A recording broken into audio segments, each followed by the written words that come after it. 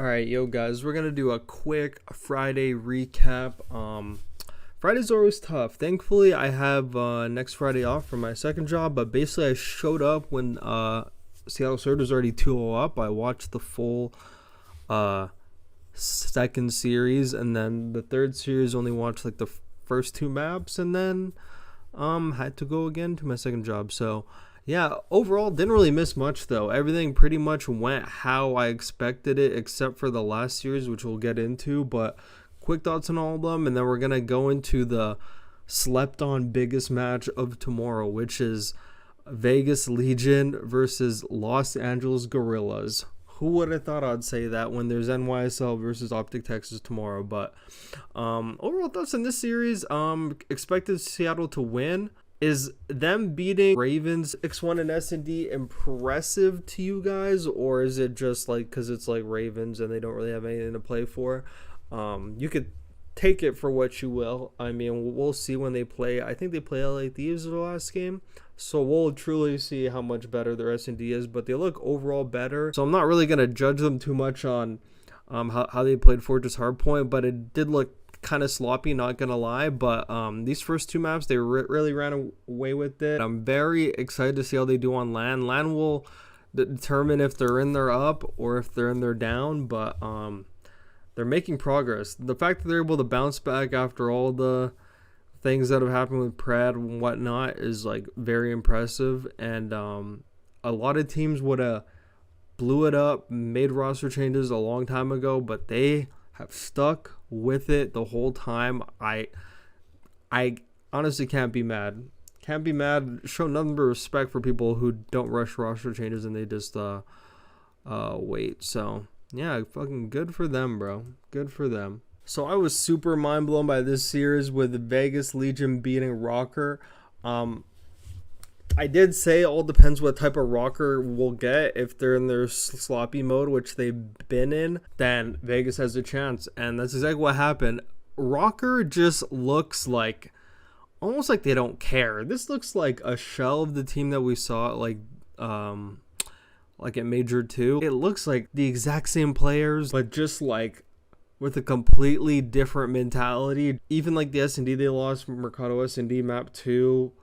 Looks so bad, so much mistakes, like so many good, like so much ups and downs. Just like they could have won 3-0. Like they really could have won 3-0, but they trolled like super hard.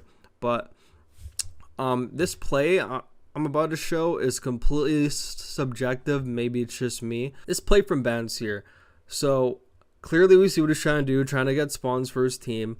For some reason, in my mind, I just feel like when you're up a certain amount, especially when it's like a big amount and you're near like the end, like you're almost at 250, like half a hill and you're already there.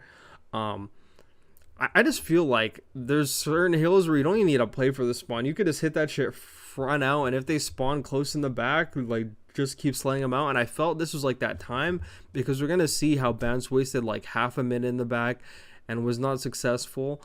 And like just wasn't paying attention to like his kill feed, and like knowing that like even after he got the skill, they're still gonna spawn in the back. So like you see one guy, Afro, working a hill with 3 people around it, Banch trying to get spawns, so he had to kill 2 real. Otherwise, with where 7 and 8 are, like Paris is still gonna spawn in the back. They're not gonna spawn behind them, especially when their team's still on the hill as well.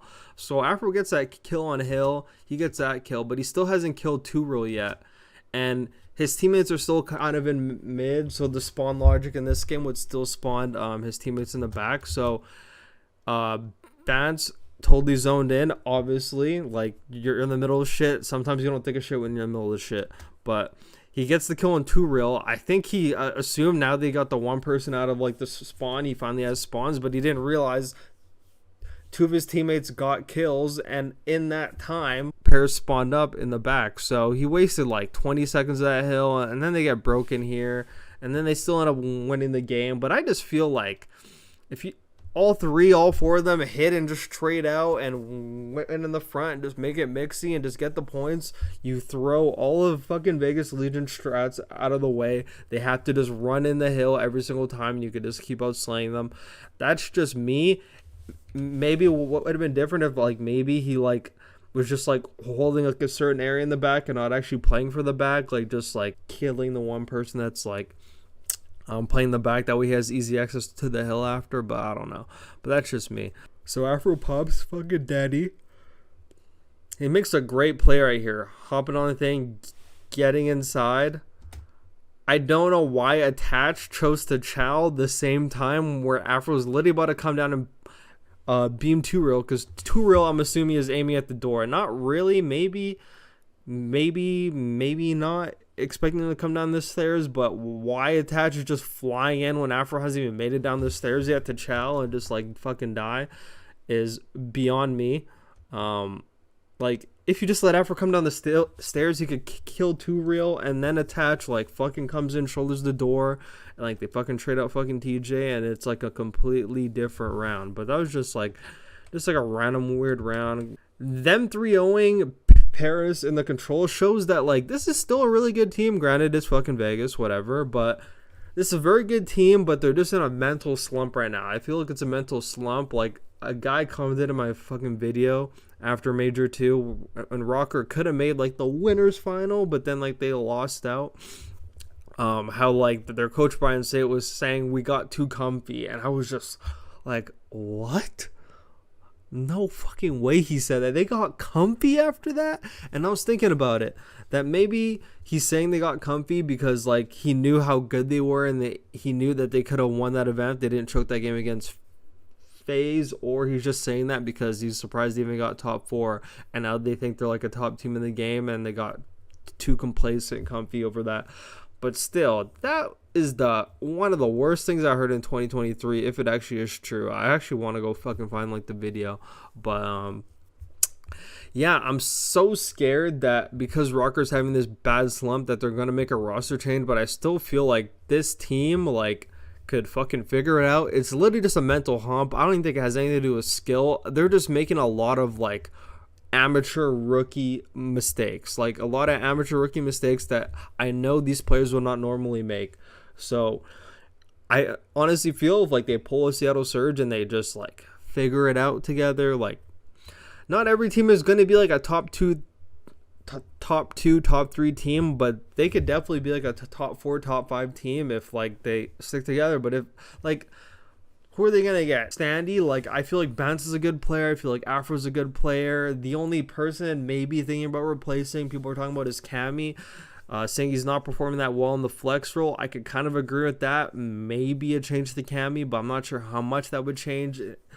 I think it would kind of mess up maybe like that fucking chemistry flow a bit, because, you know, he was very good friends with Bance and Afro. So, I mean, it's just, I don't know. I kind of feel like they can fucking figure it out. And Cammy's a very good rock. Like, in those clutch, like, overtime S&Ds, I always fucking see him coming through in those big situations, always comes through. Like, he's an ice player, he's a rock player that does not get flustered, but the team as a collective is struggling right now. So I have this scary feeling that after Major 3, like if they get OFAR'd, because now they're guaranteed starting in losers, either going to play Phaser Ultra most likely, no, they're starting in losers. So they're going to, like, whoever they play is going to be a pretty good team. So let's just fucking leave it at that.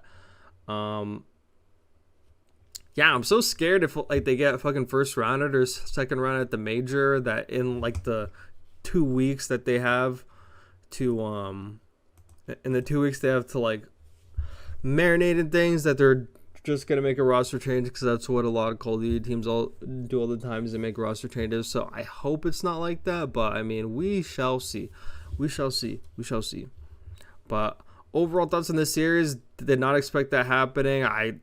This was a troll from Rocker. Like, this was a series they could have won, but they're just completely out of it. So, not gonna lie, this result also shocked me. I had Mutineers winning this one into predictions, and they just trolled. I don't even know. Like, they should not have lost this series. They're playing a team with literally zero motivation. Granted, I said there is like a hope that LEG could make the winners, and I'm pretty sure they probably knew that, and they came out to play, came out to win today. It did not just like lay down and take it. They actually came with a purpose. So good on them. Actually, I'm not going to do analysis because this could only be a 15-minute video. If you want deeper analysis, I said subscribe, help me get to 1K so I can start making longer videos. I don't know why that's a fucking feature, but you need 1,000 fucking subs in order to make longer videos. So have to condense everything down to 15. But overall thoughts in this series, I thought Florida trolled. They trolled the S&D. I watched that Mercado S&D. They made a lot of mistakes. Like I said, no time to break it down. But if you go and watch, you'll see. I just don't feel they should be losing to LAG. Like, LAG's been losing to every team. They don't really have motivation. It's like a team where if you go up 2-0, like, they're probably just going to fucking probably mentally chalk it, you know? And, like, granted, Mutineers lost 6-5, but they trolled some rounds for sure. They trolled some rounds that they definitely could have won. If they went up 2-0, it would have been a way different series. But yeah, and the ranked player Jordan Sieves had a pretty big day today. Good for him. But yeah, just I was expecting Mutineers to win this, and they didn't. And now they're completely out of like the top 8 race. They are starting in the losers bracket. So hope they have fun with that. And out of nowhere, LAG is all of a sudden in contention for the 8th seed, the coveted 8th seed. Even though you're going to have to play either Ultra or FaZe in that round, at least you have a chance. At least you have a chance. You have two tries instead of one. So, you know, that's a positive. So not really going to break down that series. We're just going to go into the standings. So like I said, the big game tomorrow is the second game of the day, LAG versus Vegas.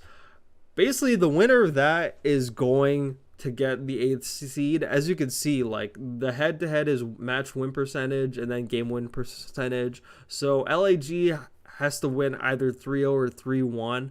If they win 3-2, I'm pretty sure it would give I'm pretty sure it'd be tied. I have to go into like a deep, because I would put them at 10 and then 12. Actually, no, I'm pretty sure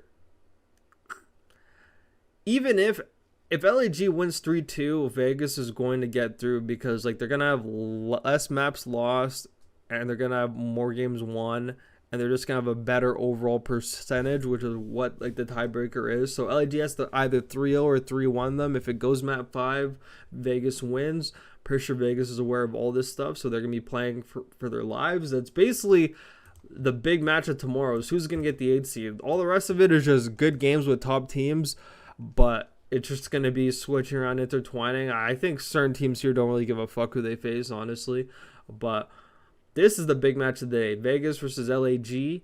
Royal Ravens officially out of this race. Even if they did 3-0, they just wouldn't have enough map wins. Because Vegas is definitely going to take a map or two off LAG's. So it already guaranteed puts them in there. It just can't get 3-0 or 3-1. And then Mutineers trolled today, so they're out. They would have been in a great spot. Or would they? Because their last game would have been against... Oh, no, that actually was their last game. So, yeah, they would have been banking on LAG to win tomorrow. So, Rocker out, Mutineers out, Royal Ravens out. This is the big game of tomorrow. Who is going to win? I feel like Vegas is going to win. So, LAG is going to be starting in the losers bracket. That's just my opinion. Rocker versus LA Thieves. LA Thieves going to win. Rocker looks like they're just laying down and taking it at this point. Ultra versus Royal Ravens. Royal Ravens has nothing left to play for. Ultra's going to win that. And then the big game of tomorrow, NYSL versus Optic Texas. Who's going to win? I feel like NYSL is going to win that. Sorry, Optic fans. Don't hate me. But yeah, we got to end this video. Got to cut it short. I think the time's pretty low on this one. Probably going to have to cut some stuff out. But see you guys for tomorrow. Tomorrow I'm probably going to try to break down each individual match in their own game. That way I have time. I'm not gonna be able to do 4 matches in 15 minutes, but yeah, we'll see. Get ready for my reactions, all that good stuff. Have a good night, guys.